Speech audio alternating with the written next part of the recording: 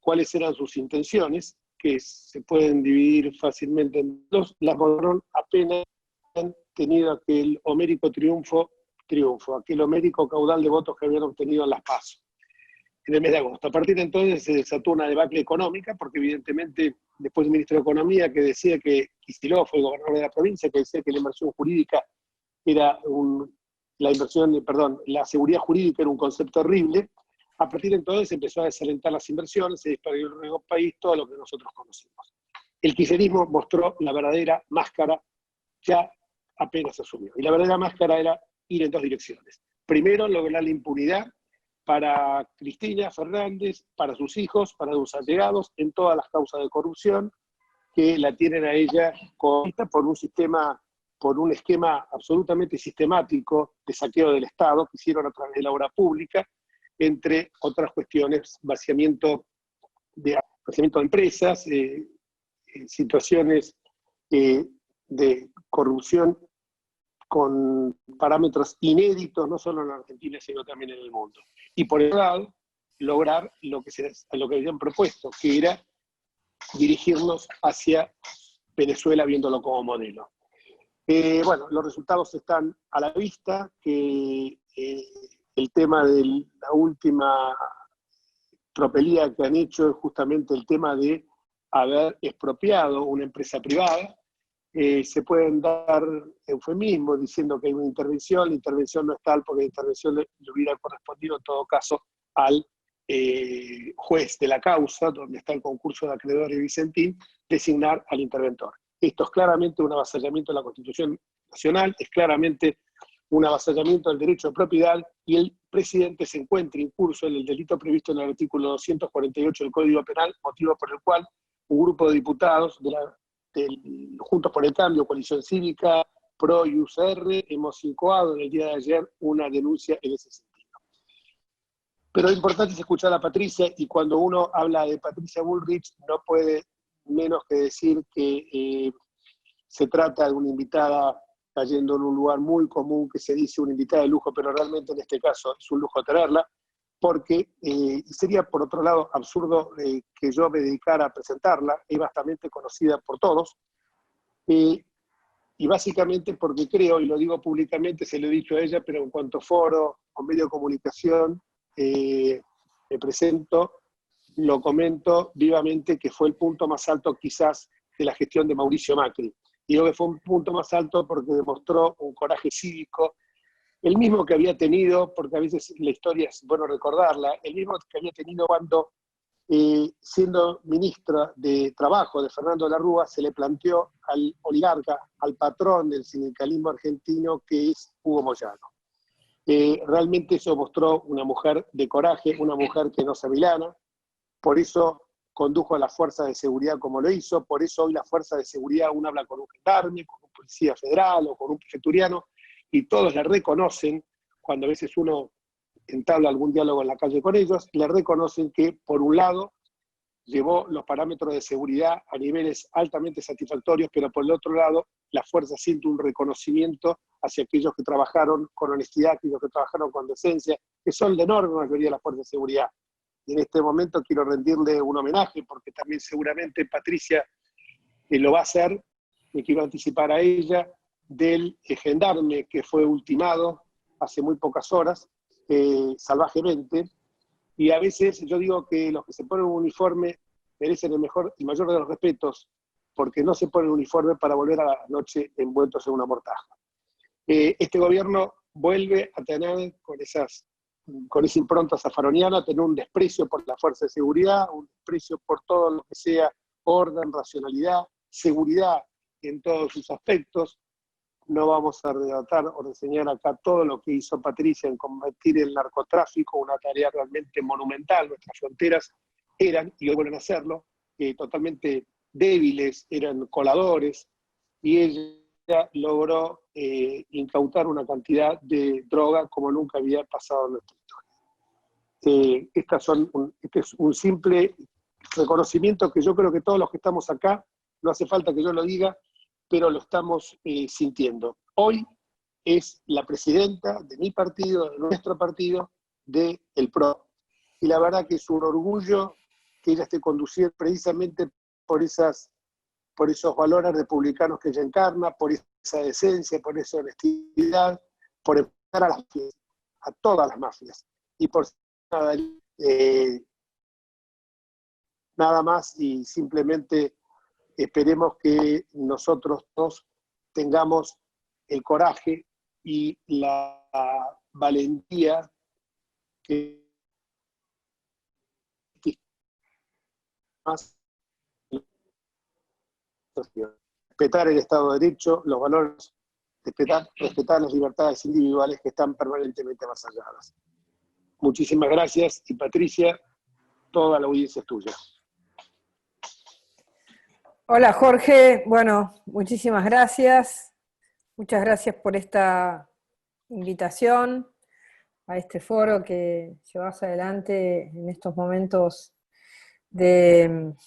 difíciles para el país, en estos momentos en los que estamos todos encerrados con tapabocas, pero que no nos vamos a callar ni vamos a dejar que nuestras ideas las traten de meter en cuarentena. Vamos a trabajar fuertemente para una defensa, una construcción y una difusión de nuestras ideas y de lo que nosotros pensamos como partido y en el marco de la coalición Juntos por el Cambio.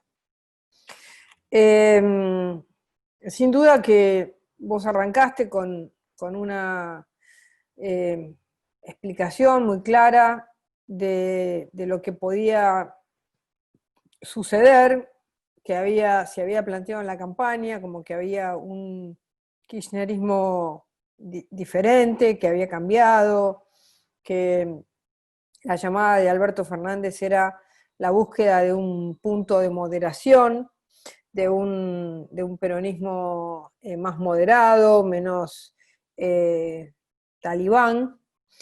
Y a la hora que van pasando las cosas, y en la medida en que vamos analizando cuáles han sido las conductas, vemos que las conductas han sido claramente conductas de intentar generar una democracia de imposición, una democracia que intenta no darle lugar, disolver la voz de la oposición, que no es solamente la voz institucional de la oposición, no solo somos nosotros o ustedes diputados o senadores o los que están en el Consejo de la Magistratura, sino que es el votante, el que nos siguió en momentos buenos y en momentos difíciles de nuestra gestión, y sobre todo nos acompañó y acompañó a Mauricio Macri en el último tramo de esa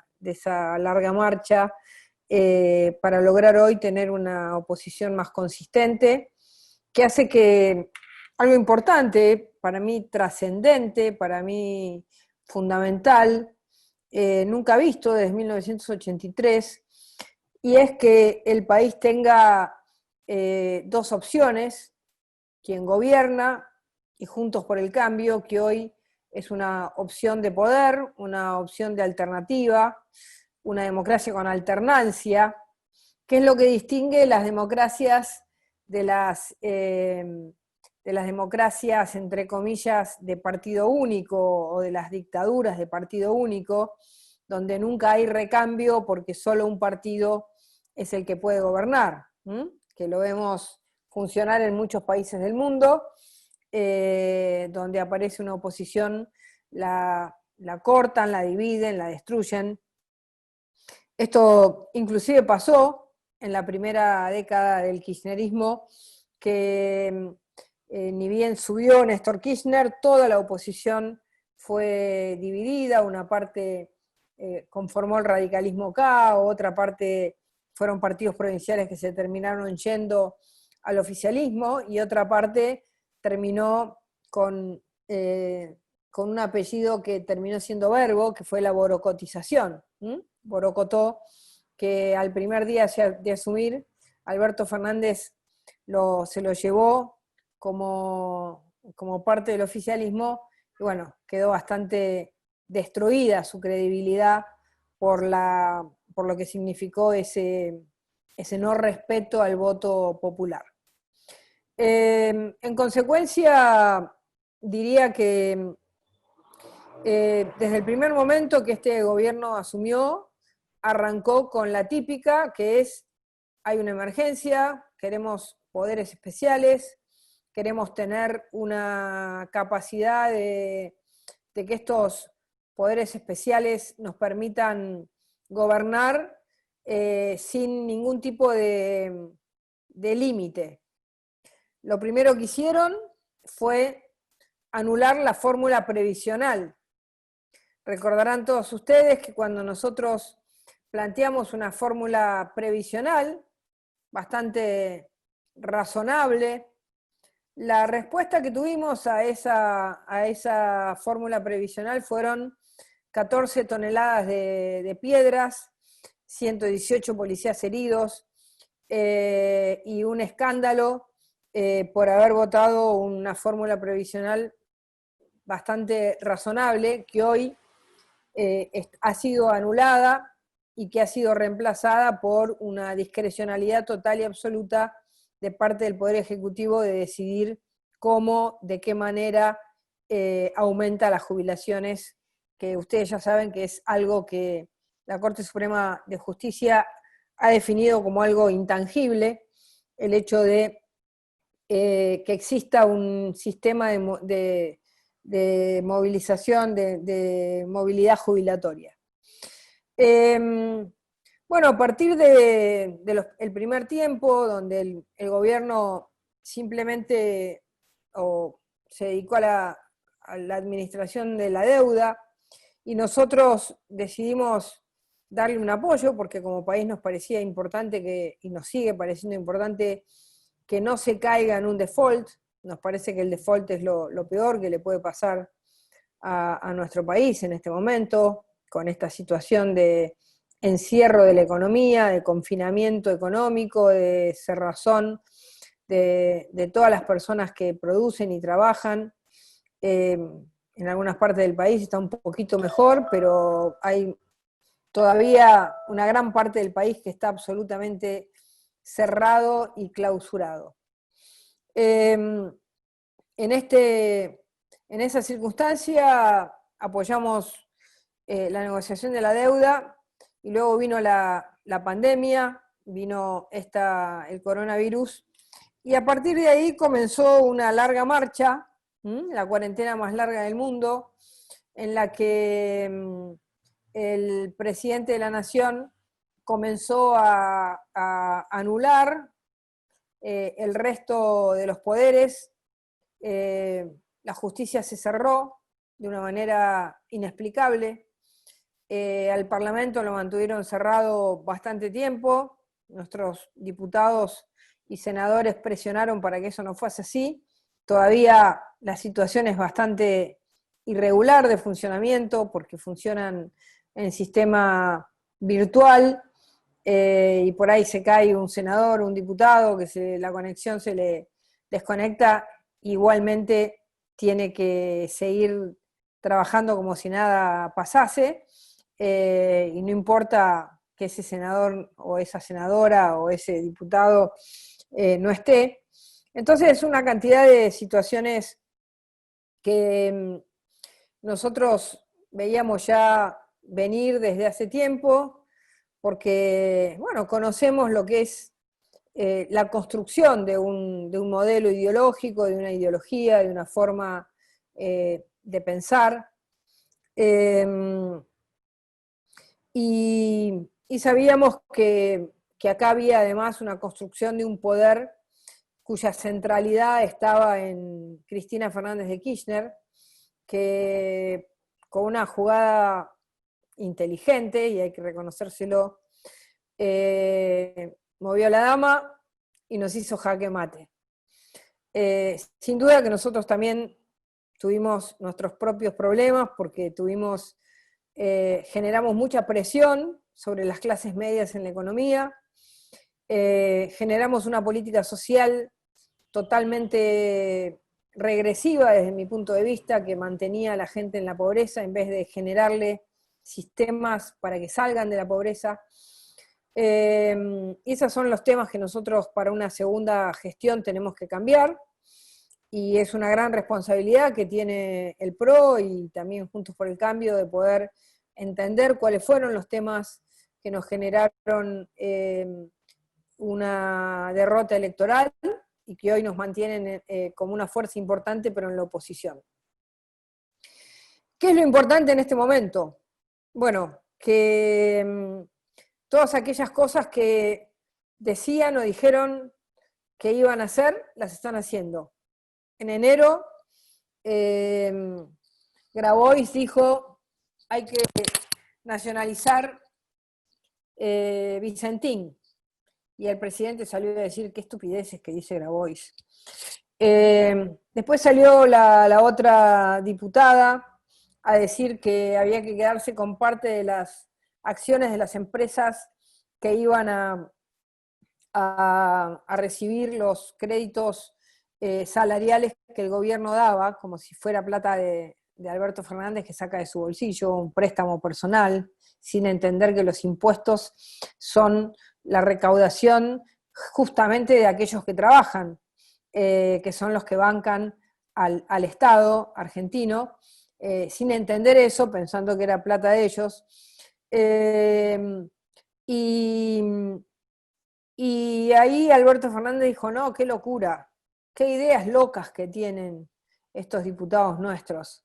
Bueno, parece que le gustan las ideas locas porque llegó la expropiación, o por ahora la intervención ilegal, porque bien lo explicó el diputado Enríquez, los únicos que pueden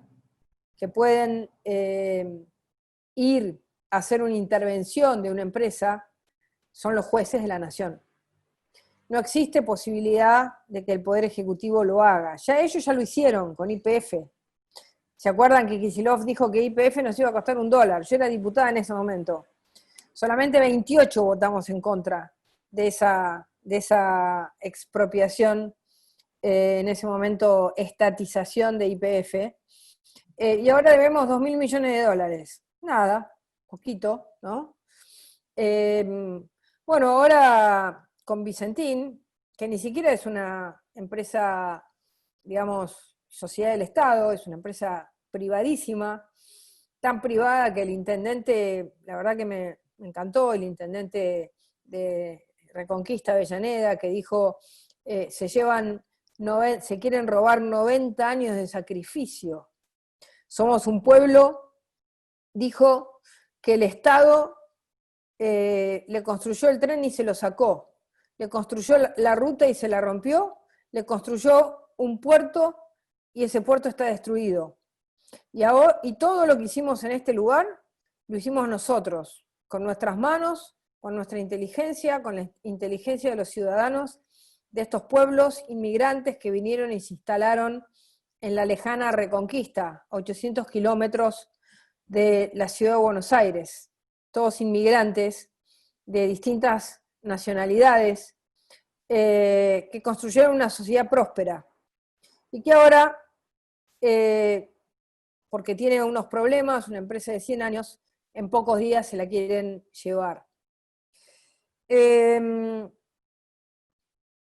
Esto nos lleva a nosotros, como PRO, a pararnos muy fuerte en nuestros principios, a tener muy claras nuestras ideas, a no tenerle vergüenza a nuestras ideas. Nosotros creemos en la libertad, creemos en la república, creemos en la iniciativa privada, creemos en la movilidad social, creemos en que la Argentina tiene que ser un país cuyas universidades no sean centros de reclutamiento, creemos en una educación con libertad de cátedra, creemos en una sociedad que ponga su mayor esfuerzo en el mundo de las personas, de las empresas, de lo que cada una de las familias argentinas es capaz de producir, o en el trabajo de los argentinos, y no creemos ni en el populismo, ni creemos en los modelos de extorsión del Estado, como nos está pasando ahora, como le está pasando en estos días al gobernador de Mendoza, que le han sacado la obra de Portezuelo porque no quiere votar a Rafecas, porque no entra en un canje de voto por obra, porque no es así como se construye una relación entre oficialismo y oposición. La relación entre oficialismo y oposición es por ideas, por proyectos y no por extorsiones. Porque las extorsiones y estos modelos han generado dos elementos que nosotros queremos combatir fuertemente. El primero es la feudalización. Recordarán los más grandes que antes se hablaba de una provincia feudal en la Argentina. Y esa provincia feudal era Santiago del Estero.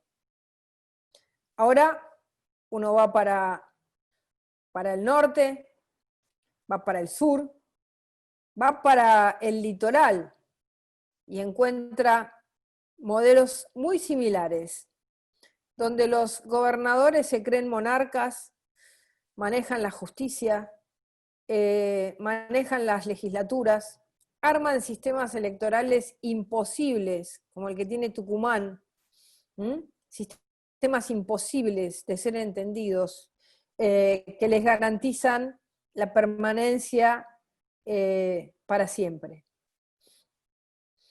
Y el otro tema que nosotros tenemos que combatir muy fuertemente, además de la feudalización, es la conurbanización. Es la construcción de la pobreza como metodología de conducción política. Y por eso yo hago una autocrítica de nuestra política social, porque nuestra política social fue una política social que no innovó, no cambió como tenía que hacer Cambiemos. Fue una política social de mantener el mismo modelo de sometimiento que tenían las personas a organizaciones sociales que las llevaban de la nariz a las manifestaciones. Por eso creo que ese es el otro tema que nosotros tenemos que cambiar muy fuertemente en nuestra próxima gestión, sin tener ningún miedo. 6 meses, y a los 6 meses de haber aprendido un oficio, a trabajar. Porque si no rescatamos la cultura del trabajo, si no rescatamos la cultura del esfuerzo, si no rescatamos lo que decían ayer los 20.000 que salieron en Reconquista Avellaneda, es decir, acá nosotros nacimos trabajando y nos morimos trabajando. Y esa Argentina es la que nos votó. Ustedes saben que en Reconquista Juntos por el Cambio sacó el 70% de los votos. No es casualidad que esa gente hoy salga a defender esa empresa. ¿Por qué? Porque es eso, es el mundo de una Argentina que cree en el progreso individual, en el progreso de las familias, y ese progreso individual y de las familias generan progreso en los pueblos, generan familias que pueden luego mandar a sus hijos a estudiar, que luego pueden generar posibilidades también para todo el país. Ayer contaba este intendente de Avellaneda Reconquista, decía, acá todas las empresas que se armaron alrededor de Vicentín son todas empresas de gente de Reconquista, los que hacen los envases, los que hacen el plástico.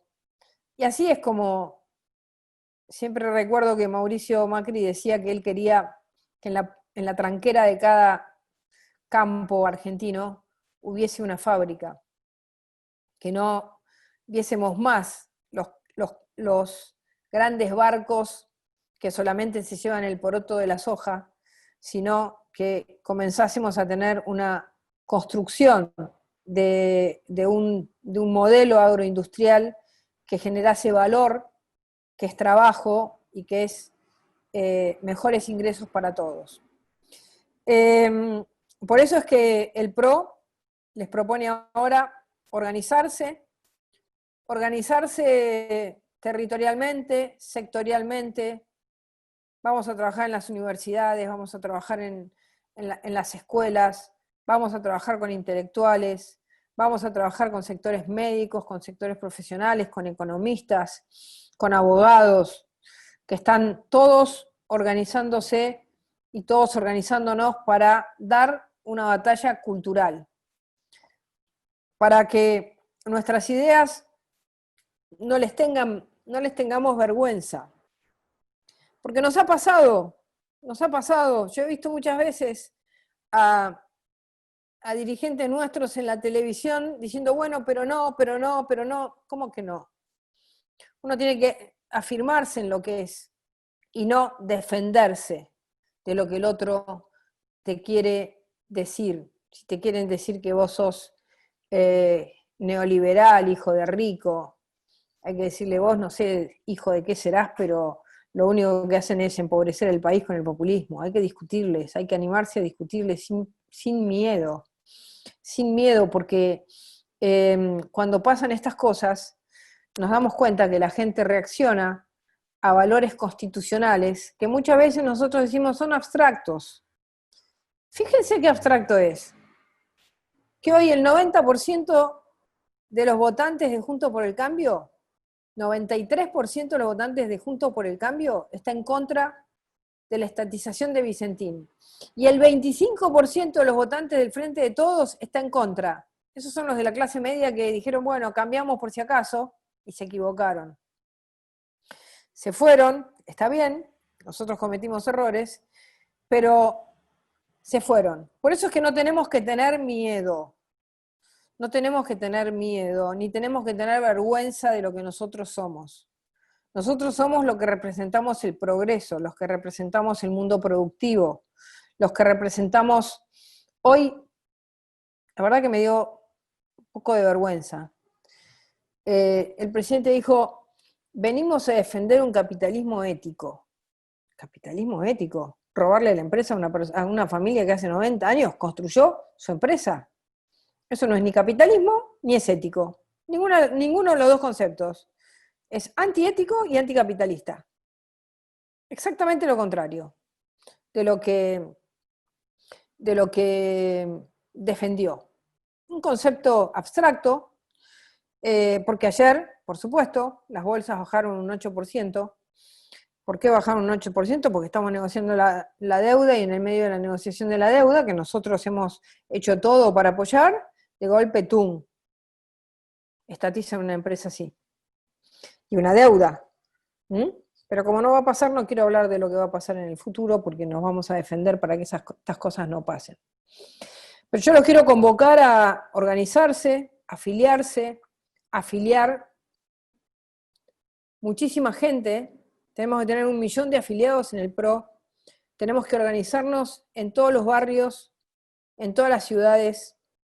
Tenemos que ser como los radicales o como la iglesia que tiene un paisano en cada pueblo.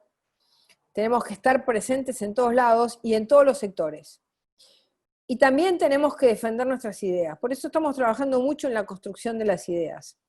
Y nos va bastante bien, porque a pesar de que hay mucha gente que dice, ¿qué están haciendo? ¿Qué hace la oposición? Bueno, estamos defendiendo estos valores. Lo que pasa es que enfrente tenemos un modelo de democracia de imposición. Ellos se sientan y dicen, acá las cosas son así y son como nosotros decimos. Y nosotros le vamos a dar la pelea, donde sea, en la calle, con las cacerolas, me importa 3 pitos que me diga Fernández que soy cacerolera, que como oso en decirle que se tiene que bajar el sueldo, todavía no se lo bajó. Hay millones de argentinos sin trabajo, sin ingresos, con sus negocios cerrados, y todavía no se bajó el sueldo. Porque dice que trabaja, o se cree que los que no trabajan es porque no quieren. ¿O no será que es porque estamos en una situación de riesgo de toda nuestra economía, como estamos hoy? Así que quiero convocarlos a esto, a que estemos firmes, no tengamos miedo, cuando tengamos que salir, salgamos, cuando tengamos que hacerlo por las redes, lo hagamos, cuando tengamos que fiscalizar, fiscalicemos, que nos organicemos, que cada uno cumpla una tarea, que tengamos reglas claras, porque en un partido hay que elegir y ser elegido, y hay que tener reglas claras, transparentes y democráticas, y eso vamos a hacer en este partido. Vamos a tener cartas orgánicas que garanticen que cualquiera pueda ser candidato si se siente en condiciones de serlo, que no haya más dedo, que no haya más imposiciones de candidatos. Así que le agradezco muchísimo a Jorge por esta invitación, por esta posibilidad, abierta, por supuesto, a debatir con todos, o que debatamos con Jorge, con todos ustedes. Y como le dije, nuevamente, todos convocados a una participación activa, porque enfrente no tenemos nenitos de pecho, y nosotros tenemos que estar fuertes, sin miedo y convencidos de lo que pensamos, de lo que somos y de lo que vamos a hacer volviendo al gobierno en el próximo mandato que tenemos que volver, porque el país no puede tener un camino hacia la debacle, sino que tiene que tener un camino hacia la Constitución, hacia la ley, hacia el progreso. Así que muchísimas gracias. Gracias, Jorge, por esta posibilidad.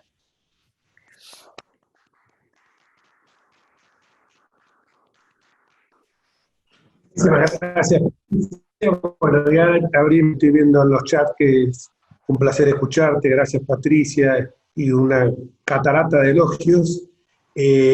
Abrimos el espacio de preguntas y ya mismo vamos con la primera pregunta, Charlie. Muchas gracias, Jorge. Bienvenida, Pato. Hola. Te acerco a la primera pregunta. Carlos Brivio. Carlos pregunta, ante las versiones de que el préstamo del Banco Nación a Vicentín fue la devolución de un aporte a la campaña presidencial de Mauricio Macri, con las que el gobierno pretende justificar la expropiación, ¿no sería deseable que González Fraga o alguna otra figura de Juntos por el Cambio salgan a explicar claramente el préstamo? Sí, les voy a dar a ver si acá lo encuentro. Espérenme un segundo, que les voy a leer cómo fue lo del préstamo para que todos lo tengan claro. Bueno, les cuento. Las deudas con el banco de la empresa en general son con bancos, con banca extranjera. Con el Banco Nación tiene menos del 20% de los préstamos. Y Vicentín es cliente del Banco Nación desde hace 50 años. Y hace 20 que es uno de los mayores clientes del Banco Nación y no ha tenido incumplimientos. En el año 2013, siendo Cristina Fernández de Kirchner presidenta, le otorgaron un crédito de 200 millones de dólares de límite. Y en el 2016 se subió a 220. Y en el 2018 a 300. Es decir que durante nuestra gestión el monto del crédito fue una tercera parte del crédito que le dio Cristina, siendo una de las empresas más importantes de la Argentina, y el Banco Nación siendo un banco que normalmente le presta a las grandes cooperativas, como es ACA, como es AFA en el campo. Son típicas prefinanciaciones de exportaciones que generan un típico modelo. Bueno, en el medio se generó, después del 11, cuando se presumía que Alberto Fernández podía ganar, hubo una crisis de evaluatorio, ustedes se acordarán, y entonces ahí fue donde se generó una situación de aumento de ese crédito y de aumento del riesgo país. Pero es un crédito que, como les dije, es menos del 20% de las deudas que tiene la empresa. Es un crédito absolutamente pagable por una empresa como esta. Y bueno, le voy a decir a González Fraga que salga él a explicarlo. Le han hecho una causa, ahora en el Banco Nación está Lozano y una cantidad de gente que, digamos, siempre tiene una mirada contra nosotros, porque no van a investigar los 200 millones de dólares que le dieron en la época de Cristina, sino los 20 más los 80 que se le dieron en nuestra época, a una de las principales empresas argentinas. Bueno, lamentablemente la empresa tuvo problemas, pero estaba en un proceso normal de concurso de acreedores, que todos saben que si se presentan empresas a comprarla, esas empresas comienzan a pagar los pasivos, y, digamos, negocian sobre la continuidad de los trabajadores y una serie de temas. Ustedes recordarán que yo fui ministra de Trabajo, así que conozco muy bien los procesos de concursos de quiebras, y de crown down y de todos los mecanismos que existen. Pero bueno, lo voy a llamar a González Fraga para que sea él el que lo explique y que haya una explicación clara respecto a esto. Me han dado una buena idea, así que lo voy a llamar. Porque es bueno que tengamos muchos voceros, ¿no?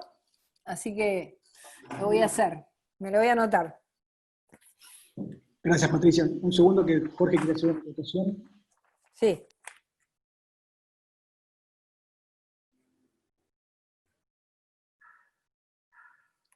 Me busco una gotita de soda. Para que mientras... ¿Cómo no? ¿Se prende el micrófono?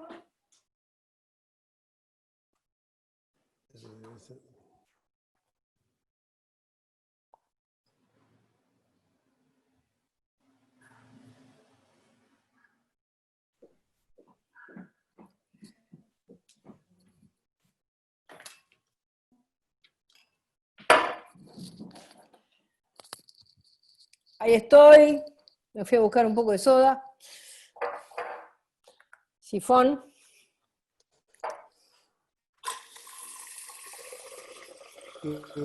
Justamente aclarar en el tema este de González Fraga, explicó muy claramente, porque esto ya se había planteado en otra oportunidad con el bloque de los diputados de Juntos por el Cambio en los primeros días de este año, y lo explicó con ya sabiendo que podía suceder este episodio, con una claridad meridiana, y señaló justamente lo que acaba de decir. Del Banco Nación le debe 300, pero aparte tiene una deuda con acreedores extranjeros, bancos internacionales, por 428 millones de dólares. Y los 1.300 que debe, además de los 300 del Banco Nación, se lo debe al Banco Provincia, a bancos mixtos como el hipotecario y a bancos privados como el Macro y el Itaú. O sea que no hubo nada raro ni nada como pretenden insinuar en el otorgamiento de este crédito, y como bien dijo Patricia, una empresa casi centenaria que hemos visto, salió todo el pueblo a defenderlos, porque el pueblo, esos pueblos, Reconquista y Avellaneda, viven de esa empresa, sus directivos, sus gerentes, sus empleados, todos viven en esos lugares. O sea, no son gente que ha ido a hacerse en Reconquista, sino que son que hace años que están allá. Así que ese tema está claramente, además tuvo en la causa González Fraga y se defendió exitosamente en la misma. Lo que pasa es que, bueno, siempre tratan de ensuciar como lo han hecho siempre. Cuando en un momento dado recuerdo que dijo, no me acuerdo quién fue el jerarca del kirchnerismo, que dijo, sí, ya me acuerdo, Recalde, que dijo, bueno, después de todo, en política todos son corruptos. No, señor Recalde, todos no somos corruptos, y acá tenemos una dirigente de primer nivel que tiene coraje, y aparte que vive en el mismo lugar y su modo de vida no se alteró. No tiene millones de dólares su hijo en la cuenta, en una caja de seguridad. Y su hijo es un laburante como cualquiera. Y me consta. Gracias y disculpen. Muchas gracias. La BBC. Muchas gracias, Jorge. Patricia, te acerco una pregunta ahora del doctor Eugenio Cosi. Con todo gusto. La pregunta de Eugenio dice, es evidente que el oficialismo pretende partir la unión de Juntos por el Cambio. ¿No cree que hay algunos de los referentes de Juntos por el Cambio que, con algunas opiniones o actitudes que asumen, contribuyen, quizá inconsciente o indirectamente, con el esfuerzo del oficialismo? Bueno, a mí me parece que acá hubo una...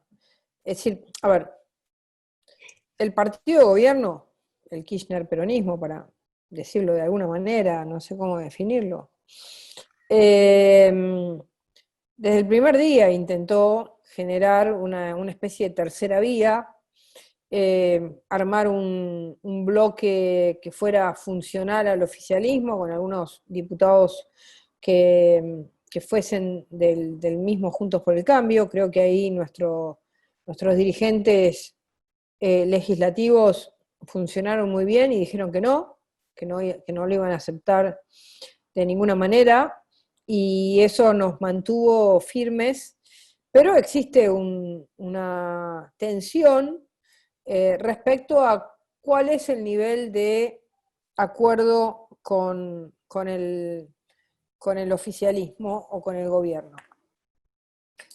Esa tensión es una tensión que no solamente la definimos nosotros, también la define el gobierno. Es decir, ustedes saben que la política es sistémica, entonces si el sistema político se mueve de una determinada manera, tiene relación tanto cómo se mueve el oficialismo con cómo se mueve la oposición. En este caso, nosotros como alternativa de gobierno. En ese sentido, me parece que es muy importante plantear que esta idea de armar como una especie de tercera vía quedó frustrada, porque hoy la Argentina tiene como dos grandes espacios, el gobierno y nosotros como Juntos por el Cambio, y algunos creen que la posición de Juntos por el Cambio se define por la cercanía o la lejanía al gobierno. Y yo creo que no es así. Yo creo que si el gobierno es razonable, nosotros vamos a ser razonables. Si el gobierno nos quiere llevar a Venezuela, nosotros vamos a ser duros, porque lo que nosotros no podemos ceder son nuestros principios y lo que nosotros representamos, la representación social que tiene Juntos por el Cambio. Juntos por el Cambio representa lo que yo les decía hace un rato, el país de la producción. No es casualidad que hayamos ganado en Santa Fe, en Entre Ríos, en Córdoba, en Mendoza, toda la zona productiva de nuestro país. También ganamos San Luis, capital. Hicimos una excelente elección en Salta, en provincias donde hay una economía privada importante. ¿Y dónde nos fue peor? En las sociedades más feudales, en Formosa, en Santiago del Estero. Entonces, acá la discusión no es si estamos cerca o lejos del gobierno. La discusión es qué hace el gobierno. Si el gobierno es razonable, nosotros somos razonables. No somos locos, somos todas personas moderadas. Si el gobierno se quiere llevar puesta a la propiedad privada, somos estrictos y duros. Entonces, me parece que querer plantear una posición estática, estamos siempre cerca del gobierno, no. O estamos siempre lejos del gobierno, no, tampoco. Por eso les apoyamos la deuda, cuando nos pidieron que les apoyemos la deuda. Ahora, si el gobierno toma todas las características para generar un plan de impunidad, es decir, liberar a Cristina Fernández de Kirchner de todas las causas, querer controlar la justicia, querer poner un procurador que represente los intereses del oficialismo y no de los ciudadanos,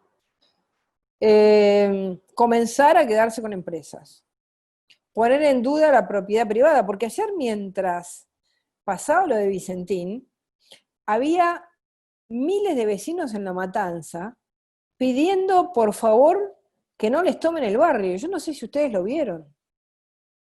Todo pasa porque como estamos con la pandemia todos los días, miles de vecinos de Ciudad Evita con palos para que no les entren a los terrenos de sus casas. Entonces, un país donde haya ley. Lo mismo que hoy está pasando en el sur, que nosotros habíamos logrado ordenar el sur y ahora el sur está de nuevo desordenado y Villa Mascardi la toman todos los días grupos extremos de llamados mapuches, extremos que lo que hacen es generar miedo en la población. Entonces, me parece que lo que sí no vamos a hacer, y eso que lo tengan claro, es que no vamos a someter a Juntos por el Cambio al peronismo. Eso no lo vamos a hacer. ¿Por qué? Porque ya la historia nos ha enseñado que todos los partidos que se sometieron o que quisieron ponerle cerebro al peronismo terminaron comidos por el peronismo. La UCD, el FREPASO, el partido de Bordón, que ya no me acuerdo el nombre. Entonces, el radicalismo cuando se hizo acá, después por suerte volvió con Cobos en la 125, y ahora el radicalismo está curado de espanto y dice, nosotros esa de nuevo no la hacemos. Entonces, a ver, ¿cuál es siempre la lógica del peronismo?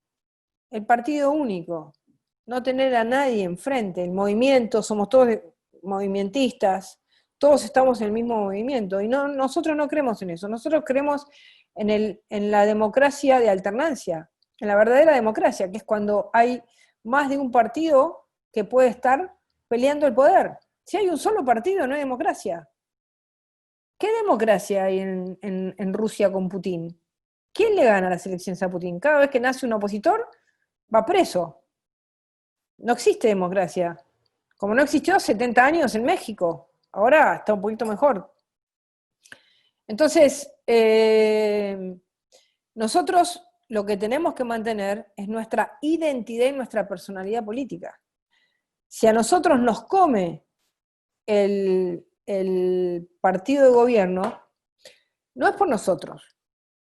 Yo me voy a mi casa, ¿no? Ya estoy en mi casa, bueno, me quedo en mi casa. Digo, pero dejamos a los ciudadanos sin alternancia. Y lo peor que puede pasar en el país es que nosotros bajemos nuestras banderas y dejemos a los ciudadanos sin alternancia. Porque los ciudadanos se van a sentir absolutamente abandonados a su suerte. Entonces, el presidente Macri, cuando todavía estaba en campaña, y la gente le decía, no nos abandonen, les prometió que no los íbamos a abandonar, y no vamos a abandonar nuestras banderas, ni vamos a abandonar a la gente que cree en un país de progreso como creemos nosotros. Bárbaro. Muchas gracias. Te acerco esta pregunta hablando de partidos de Mercedes Mesardi, ¿sí? La pregunta de Mercedes es, ¿cómo hacer entender a los que quieren armar partidos chicos liberales que no es momento de dividir, sino de unir? ¿Juntos por el Cambio les va a dar cabida a estos partidos? Absolutamente. Absolutamente. Son bienvenidos todos. Es bienvenido Ricardo López Murphy, es bienvenido Espert, son bienvenidos los Agustín Echevarne, es bienvenido Centurión, son todos bienvenidos. Nosotros estamos totalmente convencidos que hoy la Argentina necesita juntar, así como ellos nos hicieron una jugada estratégica, movieron la reina y nos hicieron jaque mate, y Cristina se movió. Igual nosotros estábamos complicados porque veníamos mal con la economía, pero nos hicieron una jugada de ajedrez estratégica, se juntaron todos. Juntaron a Massa, lo trajeron a Alberto Fernández que andaba puteando contra la presidenta, contra la expresidenta, lo juntaron a todos, y nos hicieron una jugada de ajedrez. Y nos hicieron jaque mate. ¿Y nosotros qué vamos a hacer? ¿Vamos a tener 4 o 5 partiditos divididos? Pero no, son todos bienvenidos. Imagínense, nosotros con Jorge hemos trabajado con López Murphy. ¿cómo no lo vamos a querer tener a López Murphy con nosotros? Sería un gran senador, un gran diputado. Y siempre se lo hemos dicho, siempre, hace años. Yo siempre hablo con López Murphy hace años. Con Esper lo conozco menos, pero bueno, también. Agustín y todos los que están haciendo estas experiencias. Así que nosotros estamos absolutamente abiertos a que vengan todos, o a que entre todos construyamos.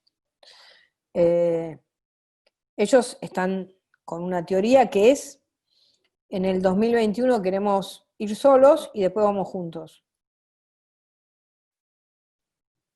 No sé, porque se pierden votos y después uno pierde un diputado, y un diputado es la diferencia entre tener mayoría o no. Pero bueno, puertas abiertas. Muchas gracias. Esta pregunta es de Martín Diegues, dirigida hacia Patricia.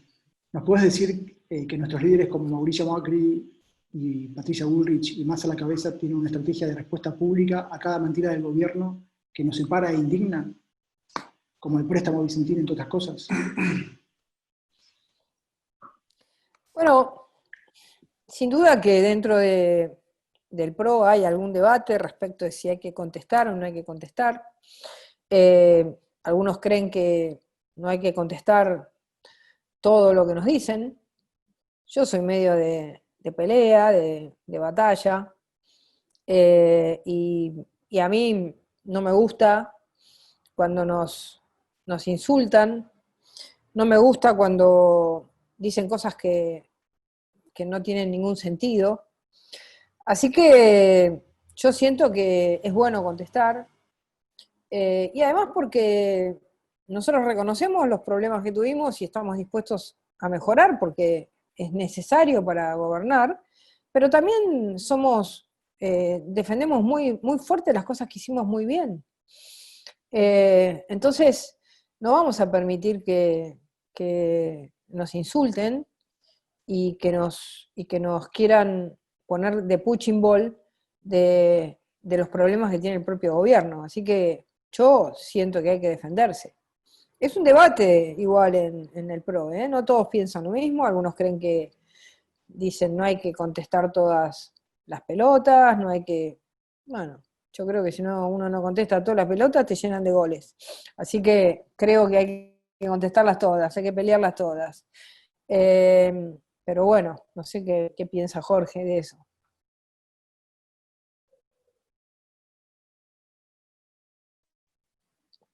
Está sin micrófono, Jorge.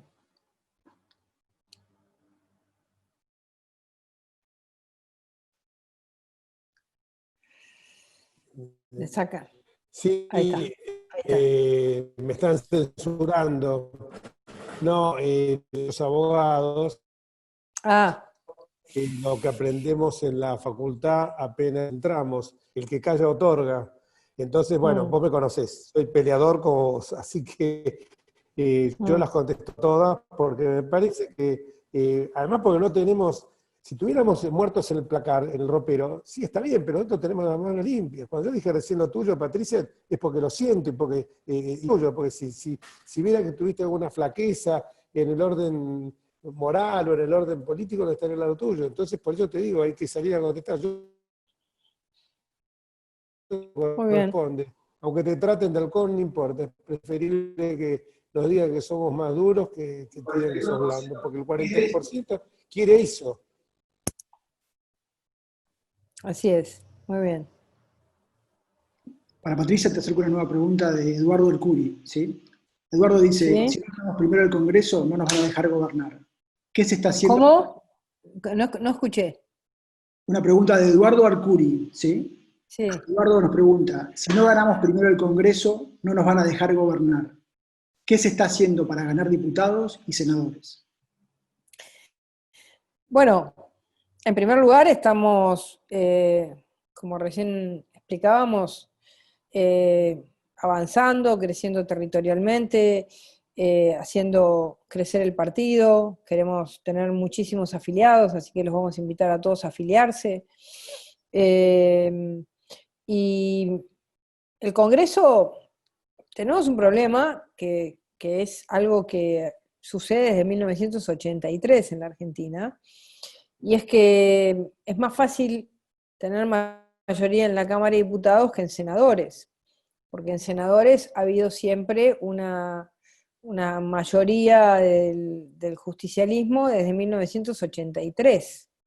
¿Se acuerdan algunos se acordarán cuando Alfonsín perdió por un voto la reforma sindical, por el voto de Zapac?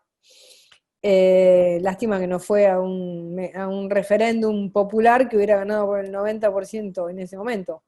Pero bueno, en el Senado es más difícil, pero también el Senado es una cámara que en cierto sentido es un poco más amigable, menos ideológica de lo que puede ser diputados. Es más difícil porque, digamos, hay muchas provincias donde inclusive ellos juegan a quedarse con los 3 senadores, una deformación democrática que habría que intentar corregirla, porque en realidad son dos senadores por quien gana y un senador, que esa fue la reforma de la Constitución de Alfonsín Menem. Y hay veces que, por ejemplo, se divide, en Santiago del Estero pasa siempre eso, se divide el justicialismo en 2 a propósito y se quedan con los 3 senadores. Entonces son temas que hay que corregir de una democracia que va generando ciertas adaptaciones autoritarias y ciertos sistemas electorales que no son adecuados para realmente poder tener, sobre todo, un empate, por lo menos, en la Cámara de Senadores. Diputados es más fácil, senadores es más difícil. Muchas gracias. Esta pregunta es de Eduardo Guarino, ¿sí? Y te pregunta si, como presidente del partido, cómo se prepara para las próximas legislativas, en especial para la zona de Matanza, que es tan emblemática. Bueno, lo primero que estamos haciendo es trabajando sobre una posible reforma que pueda llegar a ver en el Parlamento. Se anda comentando que van a anular las PASO, o por lo menos que las van a suspender. Entonces estamos pensando un sistema alternativo de selección de candidatos para Juntos por el Cambio, que es muy importante. Luego, como les dije, estamos trabajando en todos los territorios. En La Matanza estamos mandando más gente, conectando más gente, afiliando más gente en todos lados. Y como les dije, nos estamos metiendo en las universidades, en los colegios secundarios, con los docentes pro, en todos los barrios. Así que bueno, el objetivo es llegar con mucho más fuerza de la que tuvimos en el último tiempo, cuidar los votos, convocar a todos para que sean fiscales, porque seguramente el sistema va a seguir siendo el mismo. Lamentablemente no va a haber ni boleta única o boleta electrónica o cualquiera de los sistemas más modernos que hoy que permitirían no tener el batallón de fiscales que hay que tener en una elección.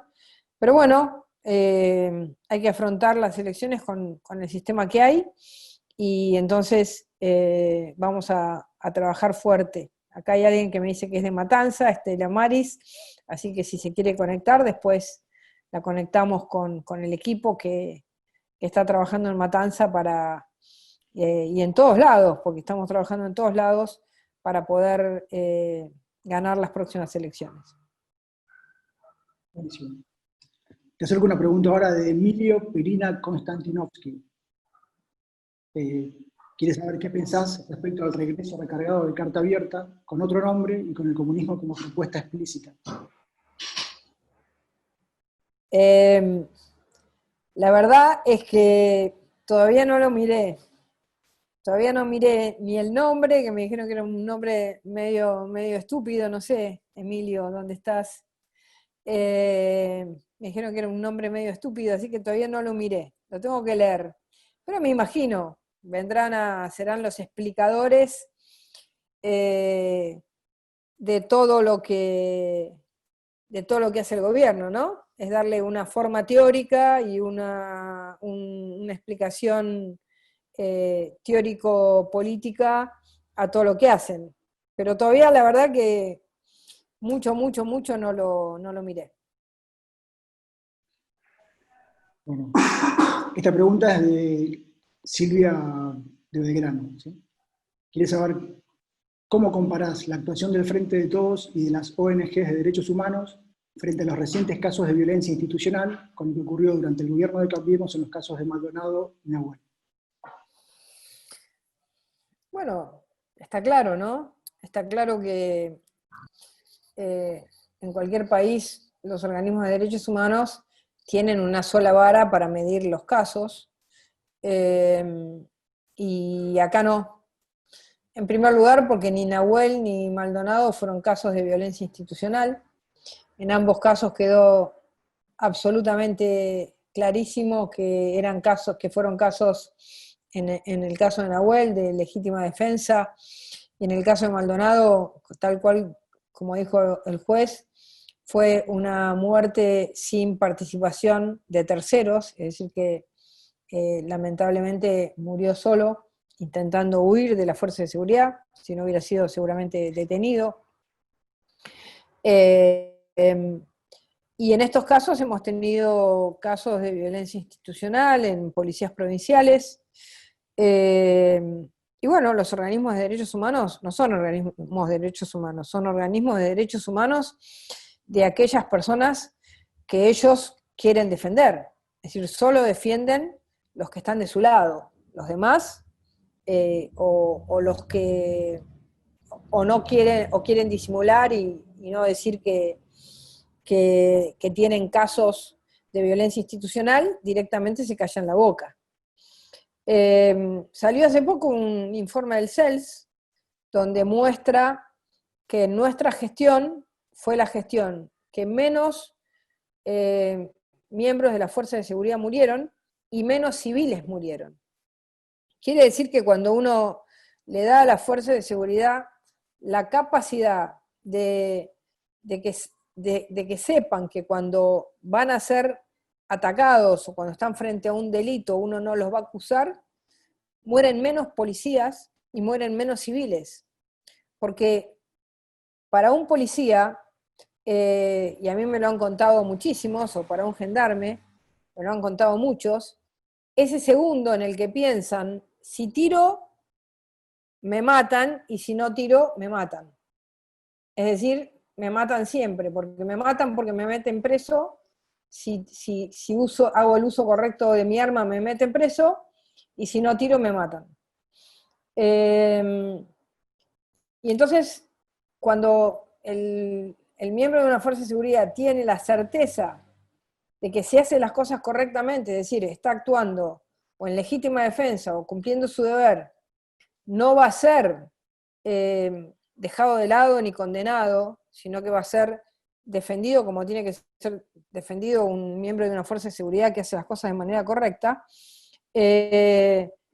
a contrario sensu de lo que piensan las organizaciones estas llamadas de derechos humanos, mueren menos policías y mueren menos civiles. Porque la certeza de la decisión del segundo, porque un miembro de una fuerza de seguridad tiene que decidir en un segundo, la certeza, es decir, la incertidumbre de lo que puede pasar, lo lleva a la muerte o a matar por el miedo. La certeza lo lleva a hacer las cosas mejor. Así que esto ha sido comprobado, que a lo largo de los años en los que nosotros hemos sido gobierno, ha habido menos casos de, no hablo de violencia institucional, de muertes entre civiles y una disminución enorme de muertes de miembros de la fuerza de seguridad. Así que eso es una doctrina que nosotros llevamos adelante y que nos ha dado realmente un gran resultado. Muchas gracias. Mira, te acerco esta pregunta de Adaluz Iglesias, ¿sí? ¿Crees en la posibilidad de que este gobierno pueda seguir destruyendo las instituciones y no podamos llegar a las elecciones de 2021? La verdad es que no lo pensé, no podría responderlo. Yo pienso que siento que hay resguardos en la Argentina. Creo que tenemos el poder de veto en el Senado. No pueden elegir el procurador sin nosotros. No pueden elegir miembros de la Corte Suprema sin nosotros. Tenemos un poder de veto en el Consejo de la Magistratura. Tenemos una fuerza social movilizada. Así que yo creo que no van a poder hacer lo que quieran. Y no nos van a poder llevar de la nariz a cualquier lado. Estoy convencida que nosotros hoy como fuerza social, política y en los lugares institucionales en los que estamos, vamos a resguardar la democracia y vamos a salir, por supuesto, lo antes posible de este estado de excepción en el que estamos, ¿no? Que ya, como siempre, somos originales, ¿no? La originalidad argentina, la cuarentena más larga del mundo, ¿no? Pero bueno, ya yo creo que no. Yo creo que vamos a llegar a las elecciones del 2021 y estoy segura de eso. Sí, todos trabajamos para que eso pase. Te quería consultar lo siguiente. Hay más preguntas en el foro. No sabemos cómo dispones de tiempo. Son las 5:15. Si te parece bien, damos lugar a 2 o 3 preguntas más. Bueno. Dale. Esta pregunta es de Ernesto Bobek Cáceres, ¿sí? Su desempeño como, bueno, que habla de usted. Su desempeño como ministro de Seguridad fue sobresaliente. ¿Cuál es su percepción de la seguridad nacional en estos momentos? Bueno, a ver, a mí me parece que hoy ha comenzado de nuevo a recrudecer la situación de seguridad.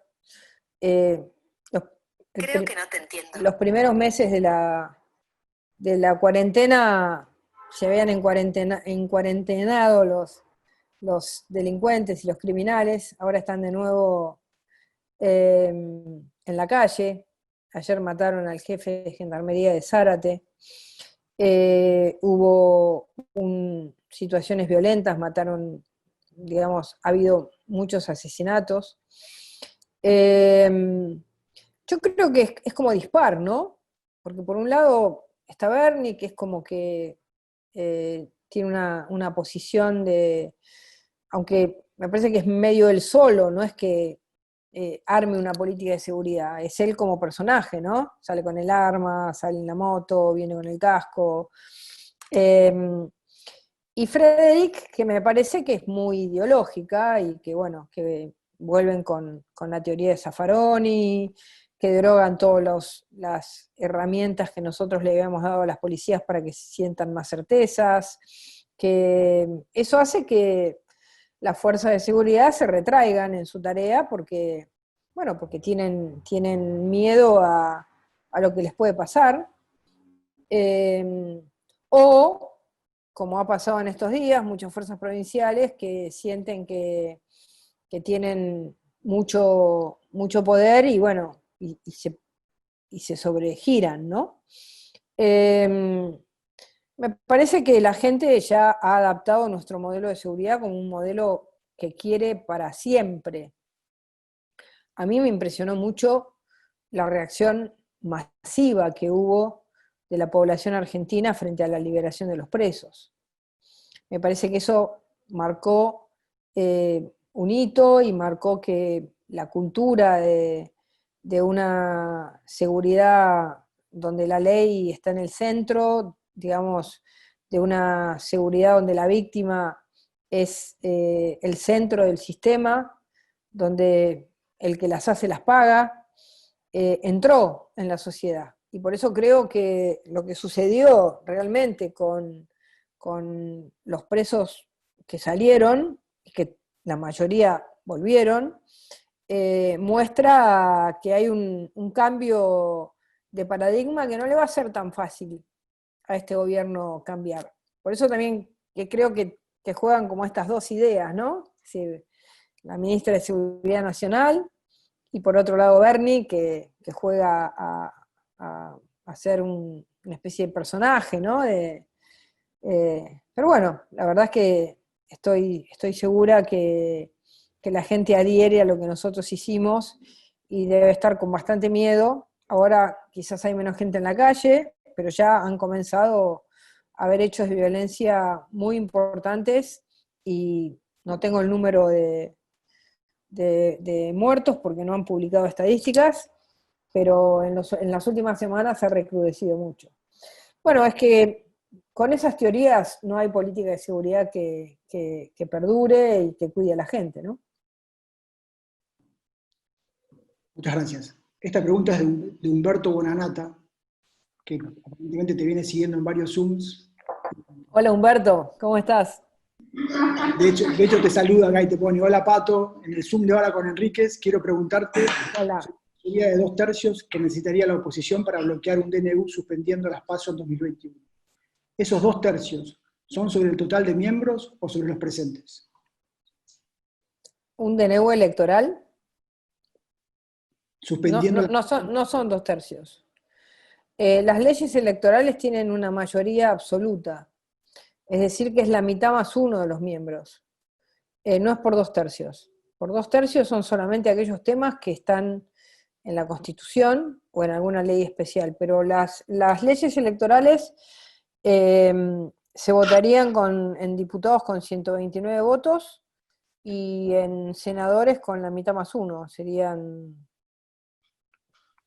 ¿cuántos son? ¿72 son? Sí, bueno, la mitad más uno, no son.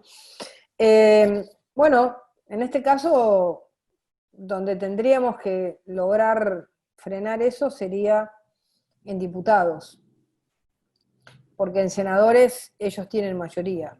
Ahí no, igual no pueden emitir DNUs por cuestiones de carácter electoral, ni penal, ni electoral, ni tributaria. Así que no podría ser un DNU, sino que sería un proyecto de ley. Porque eso, digamos, ya es tan explícito en la Constitución que no tendrían posibilidad de hacerlo por DNU, lo tienen que hacer por ley. Ellos no van a anular las PASO, ellos los van a suspender. ¿Por qué? Porque ya hay un acuerdo entre ellos, porque quieren disputar la candidatura presidencial del Frente de Todos entre Máximo Kirchner y Sergio Massa. Entonces, el acuerdo que han hecho es no suspenderlas y no anularlas, para tenerlas de nuevo en el 2023. Eso es lo que quieren hacer. Pero bueno, trataremos de juntar los 129 votos para impedirlo. El tema es que los bloques que quedan ahí, esto lo sabe más Jorge que yo, pero hay mucho mercenario en esos bloquecitos que quedan. Hay pocas ideas y mucho mercenario. No son muchos, porque nosotros tenemos 116 y ellos tienen 119, ¿es así, Jorge? 116 más 119 son 226, quedan 20 y pico de diputados nada más que están fuera de las grandes fuerzas políticas. Pero bueno, hay mucho mercenario ahí, entonces estamos con un problema, ¿no? Pero bueno, vamos a tratar de pelearla, y si no, tendremos un sistema de elecciones entre nosotros, y eso va a ser lo importante. Poder elegir y seleccionar candidatos en Juntos por el Cambio. Tu micrófono está, Jorge. No, sí. Era simplemente para avalar lo que dijo Patricia, y también me sonreí mucho cuando habló de los mercenarios, porque eso es tal cual. Nosotros sufrimos tres personas en nuestro espacio, 19, y quedamos en 116. Pero bueno, después hay una posición muy plácida, por así llamarla, que es la oposición de Balibuca, la oposición donde está Graciela Camacho, que si bien han estado con nosotros, si bien en algún momento se han mostrado como oposición, lo vimos en los campos cuando fue el decreto 407, que dijeron que estaban en contra, pero bueno, pusieron algunos soldaditos en el recinto y sacaron otros para que nunca número más de 29. Yo no dudo que en el caso de la apropiación me da la sensación que el sector de García Cabaño por lo menos ya asumió un compromiso de no votarlo, pero bueno, lo que dijo Patricia es cierto, son muy versátiles. Lo que puedo garantizar es que los 116 nuestros están firmes. Que podamos tener diferencias, es lógico, porque es un espacio político donde se discute, no es un espacio político de pensamiento, pero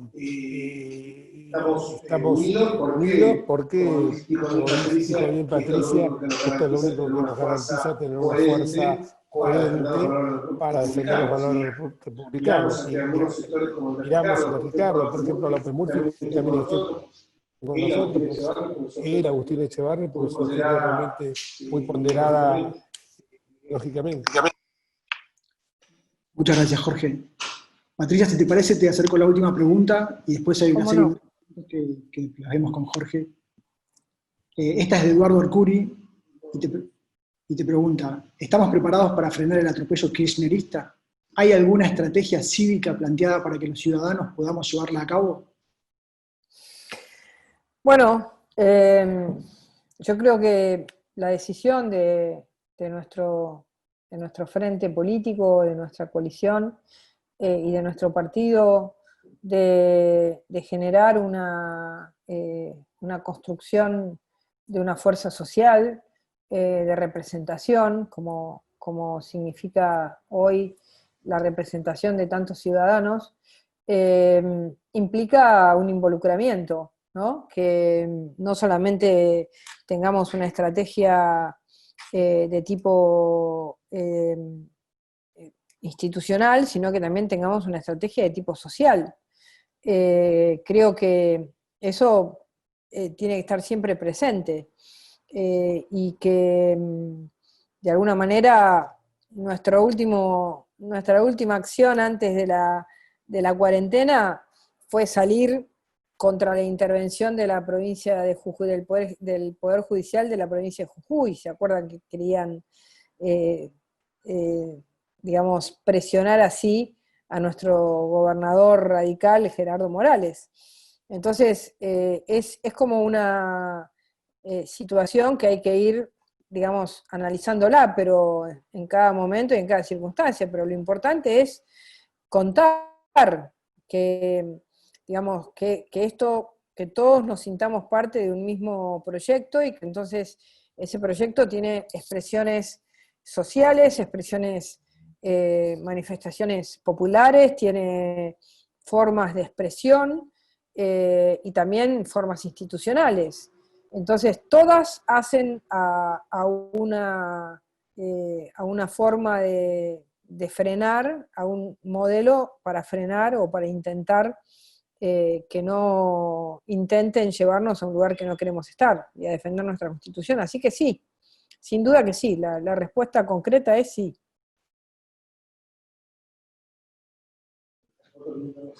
Así es, Patricia. Dale. Disculpa, teníamos acá un problema de señal, pero ya está resuelto. ¿No me escucharon? Sí, te escuchamos. Ah, ok.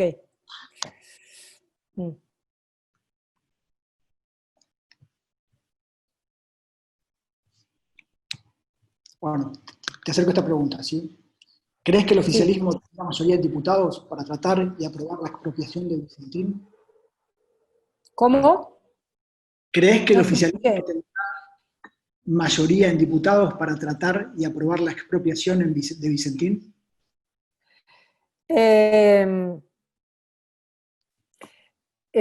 Bueno, depende, como dijimos, de una serie de diputados que son importantes para no dar el quórum, porque la ley es una ley de votación simple. Es decir, que lo que hay que evitar es que tengan el quórum para para votarla, porque al ser una ley de votación simple, teniendo el quórum, luego al tener un diputado más que nosotros, ya con eso nos pueden ganar. Ahí va a haber que trabajar con estos diputados que no son ni de Juntos por el Cambio, ni del kirchnerismo o del Frente de Todos, y ahí es donde tenemos que buscar. Yo creo que en este caso sí, estoy convencida que depende mucho de cómo se muevan los actores sociales. Creo mucho en lo que pasó ayer en el pueblo de Reconquista Avellaneda, en la repercusión que puede tener en el campo esta expropiación, en el miedo de muchísima gente que debe estar pensando, ahora vienen por mí. Así que creo mucho en que, así como fue la 125, yo era diputada en ese momento, en la 125, y fue impresionante, porque estábamos muy lejos de ser mayoría, y sin embargo, se fue construyendo, y al final el voto de Cobos logró dar la vuelta, ¿no? Que no fue solo el voto de Cobos, fueron el voto de muchísimos que empezaron a entender lo que significaba eso. Así que estos son, creo, procesos de construcción, de conciencia social, que los tenemos que hacer, que tenemos que trabajarlos con toda la gente, para generar una conciencia que luego también condicione el voto de muchos diputados. ¿Qué van a hacer los diputados de Santa Fe? Diputados de Santa Fe que vienen del socialismo. ¿Qué va a hacer el gobernador de Santa Fe? Que viene de un pueblo similar a Reconquista, de Rafaela. ¿Va a traicionar a la provincia de Santa Fe? ¿O va a decidir por la ideología o por los ciudadanos? Entonces, bueno, hay muchas cosas que pueden discutirse en este próximo tiempo como para poder lograr un freno. Ahora, yo tengo una expectativa y una esperanza, que es que el juez de Santa Fe, el juez civil y comercial de la provincia de Santa Fe, le diga al presidente, no se entrometa en este proceso. Estoy yo acá. Yo justicia. No, yo juez. Yo justicia. Estoy acá. Es a mí a quien le corresponde ocuparse de esto y no a usted. Entonces, esto debería resolverse en los próximos días por el juez civil y comercial de Santa Fe, que no sabemos el nombre, que está bueno que no lo sepamos, pero que debería tomar la decisión de decirle al presidente, usted no tiene atribuciones para intervenir en una empresa. Las empresas solo las interviene la justicia, no las interviene el Poder Ejecutivo. Esto es un invento de este Poder Ejecutivo que ya lo hizo con YPF. Así que yo espero que antes de que esto llegue al Congreso, la justicia vuelva a la normalidad, al concurso, y saque del medio a este Poder Ejecutivo que se entrometió abusando de su poder, y eso lo dice la presentación que hicieron ayer los diputados, entre los que estaba Jorge, acusando al presidente de abuso de poder, porque es exactamente lo que hizo, y violando el artículo 109 de la Constitución, que le impide al Poder Ejecutivo de la Nación entrometerse en procesos judiciales, intervenir en los temas de la justicia, y mucho menos entrometerse en procesos judiciales en marcha. Así que yo espero que esto lo resuelva mañana o pasado el juez de Reconquista, que le dé una lección a todos los jueces que andan por acá, por Comodoro Pi, que les dé una lección de lo que es ser un juez. Espero eso. Muchas gracias. Mira, hay muchos comentarios, obviamente, manifestaciones de apoyo y saludos y demás, pero también hay una pregunta muy recurrente que en principio yo la había obviado, pero viste, se reitera y es constante. ¿Viste? La hace tanto Mónica Moyano, la hace también Candelaria Mosquela de Córdoba, viste, Graciela Noemí, viste, de Buenos Aires, y todos preguntan muchos preguntan cómo pueden hacer para afiliarse, y otros también, además de afiliarse, querrían saber qué más pueden hacer para ayudar a frenar toda esta gran movida del gobierno.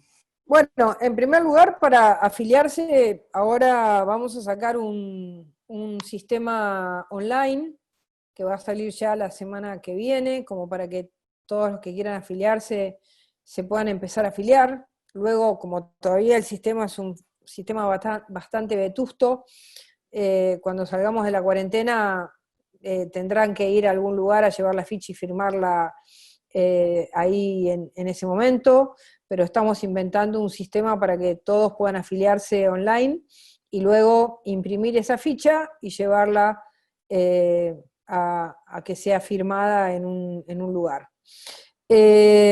¿Cómo participar? Bueno, tenemos organizaciones de todo tipo. Yo lo que le diría es que si Jorge tiene la lista de todos los presentes, le podamos acercar un formulario a todos para que vean todas las actividades que hay. Digamos, equipos de intelectuales, equipos de abogados, equipos de médicos, territorial, en alguna comuna o en algún pueblo, trabajo en pro mujeres, en jóvenes, así que les pasamos el menú de opciones y cada uno se anota o nos dan los teléfonos de todos los que quieran participar y un equipo los va a llamar para ubicarlos, que me parece que es más fácil, que un equipo, si nos pasan todos los que quieren trabajar, un equipo los va a ir llamando y les va a ir dando las alternativas y las opciones para trabajar. ¿Mm? Y contamos con todos, ¿eh?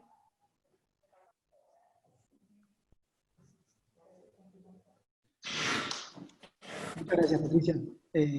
Bueno, hay montones más de preguntas, pero sabemos que tu tiempo apremia, así que le dejamos la reflexión final para Jorge.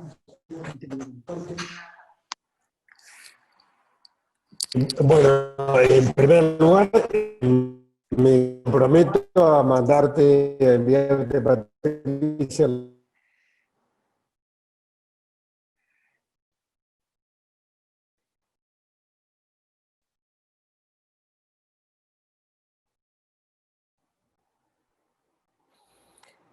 ¿Lo escuchan? Yo no lo escucho. ¿Lo escuchás? ¿No?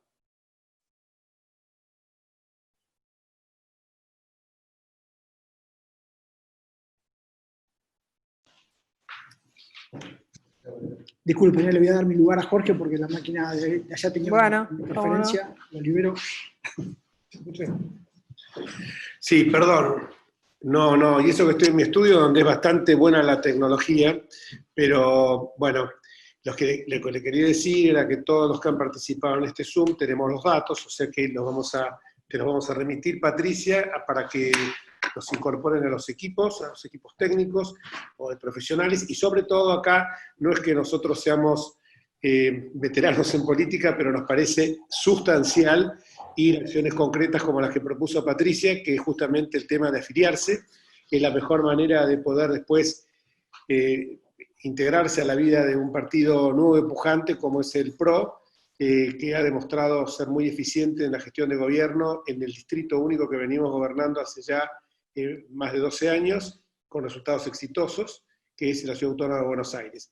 Y simplemente para agradecerte, Patricia, por todo el coraje, por toda la garra que le ponés, porque sos realmente la persona ideal para conducir en esta fase de oposición frente a un kirchnerismo que viene por todo, a un partido como el nuestro que acaba de salir del gobierno y que evidentemente tenemos que luchar para volver a tomar el poder, pero tomar el poder para defender los valores republicanos, para defender lo que vos hablaste, movilidad social ascendente. Yo cuando escucho que Fernández dice la meritocracia es un horror, digo, ¿cómo se hicieron nuestros abuelos que vinieron una mano adelante y otra mano atrás y llegaron a construir esta patria, ¿no? Si no fue a través de la meritocracia, de lo que plasmó en su célebre obra de Florencio Sánchez, mi hijo el doctor.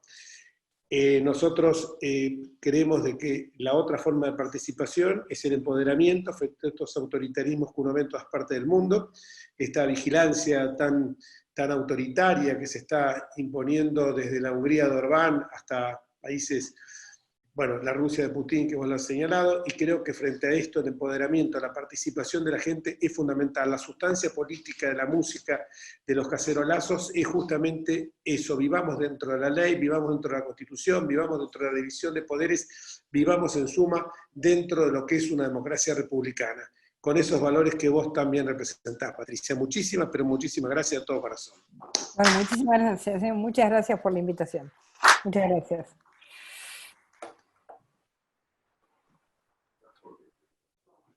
Muchas gracias, ¿eh? Gracias a vos. No, muchas gracias.